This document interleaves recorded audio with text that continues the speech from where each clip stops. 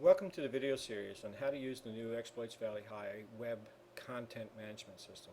This system is a menu-driven system that requires no programming knowledge or HTML understanding for most tasks and allows contributors, teachers, and administrators to contribute to news items for everyone that will affect and be seen on the front end of the school's website, as well as allows teachers to create their own menu-driven teacher web presence without any programming knowledge, and they can use this presence to create general information to post about their courses, and every teacher can have a little bit of a web presence, and it'll be uniform across the whole school's website, as well as to create areas where they'll upload resources, manage folders. These resources, such as files, PowerPoints, PDFs, worksheets, many different types of things, can then be made publicly available, or they can also just be there in a hidden way, and the teacher can use this placement of files to link to assessments and assignments inside of PowerSchool where only parents and students have access. First, let's just take a review of what we have here on our school website. If you notice that within the school website, which many of you have seen, the top level page takes you to the latest news things, which basically comes from the database of news items entered on the administration side. You should familiarize yourself with how it functions just for the sake of showing to parents and students and using it yourself effectively. Notice that there is a teacher site, and if we filter by the teacher site only, we see a few posts there from teachers. If you go into a particular post, you would see that a teacher only gets a couple of lines there, so it doesn't dominate the whole page. And if it's a very long news item, you have to click more to expand it and see the details of it. In this particular case, this teacher very wisely had an urgent need to use this site to broadcast an urgent change of a test that he may not have been able to depend on students and parents to visit PowerSchool to see the changes. And so he put it on the school's website for the general public as well to announce the change in the test item. If we just go view all, we will see that it will show us just, in this case here, all news items. It will give us a complete listing of all historic news items ever posted on our site up to date. Currently we have a teacher page here that basically is the old static web presence that we had. And notice, for instance, some teachers had a website that was managed a little differently, school's address / teacher name. We're going to move away from that on a voluntary basis. If a teacher still wants to manage it that way, we have the ability to do so.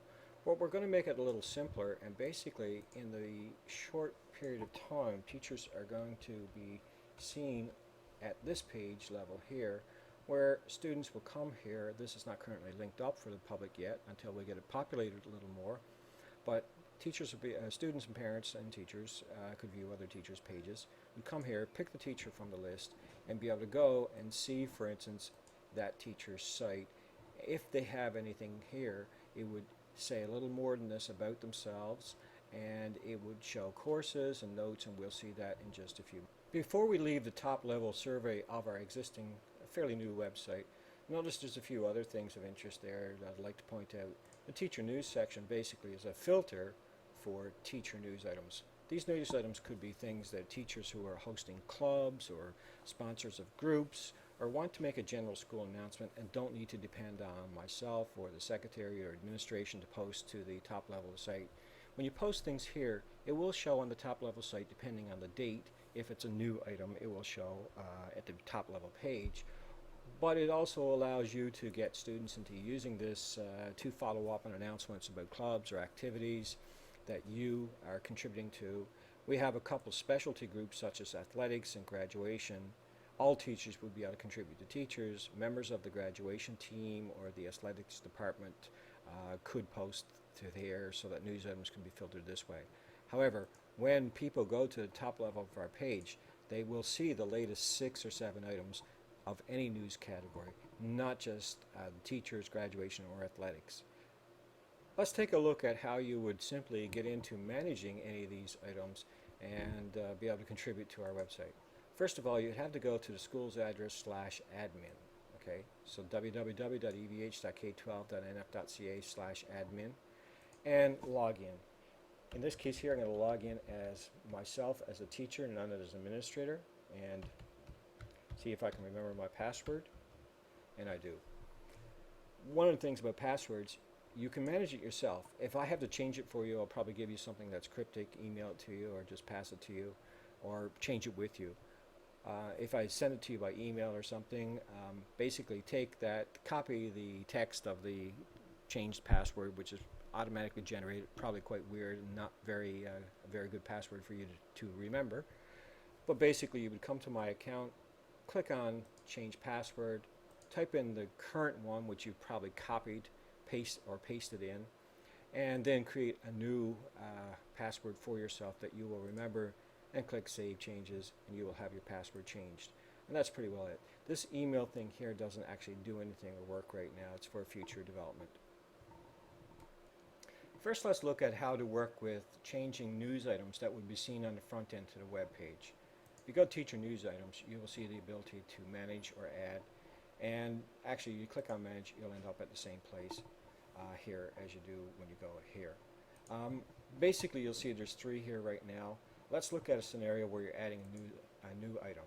So let's just call this a particular specialty group within the school. Fly tying, not sure how to spell this, class. And it's going to be held just before the May 24th weekend. So Mr. Knoll on a Thursday is going to have a group where all are welcome at an introductory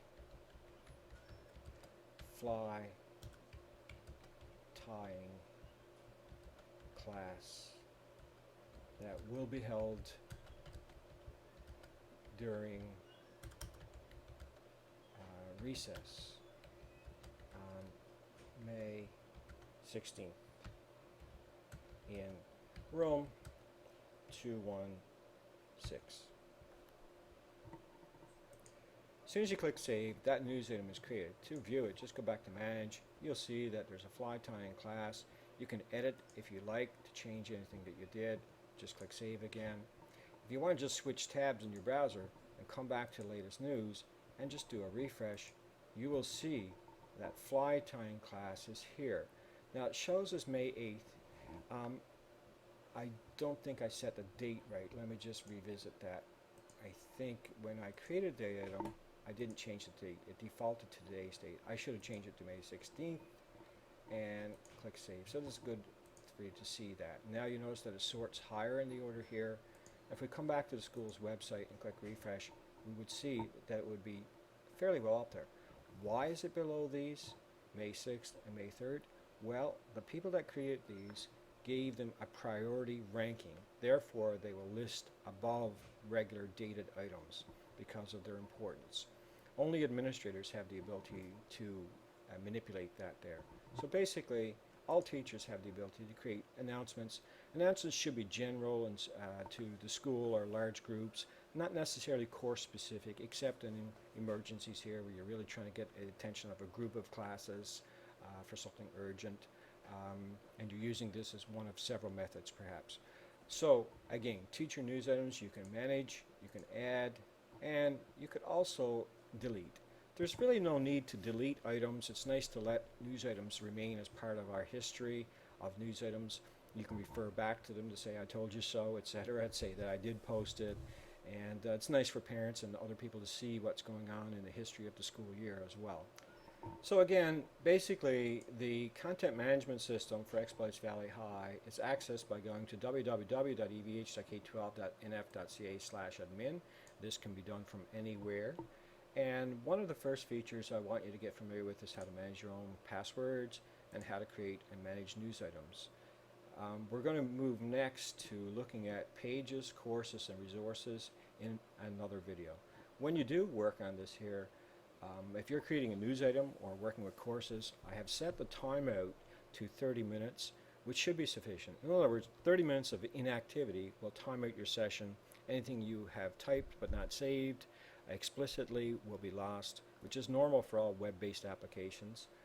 That should be sufficient. It also gives some protection from people being able to come by when you've stepped away from your computer for a second and edit the contents of the site. So there is a 30-minute idle timeout, meaning if you do not click a link or type something within a 30-minute span of time with the computer being idle that you're working on, this login to this site will time out. Right now, let's log out explicitly and move on to the next video related on how to create courses, add resources for your courses, and to add specialty pages and other resources through the new content management system.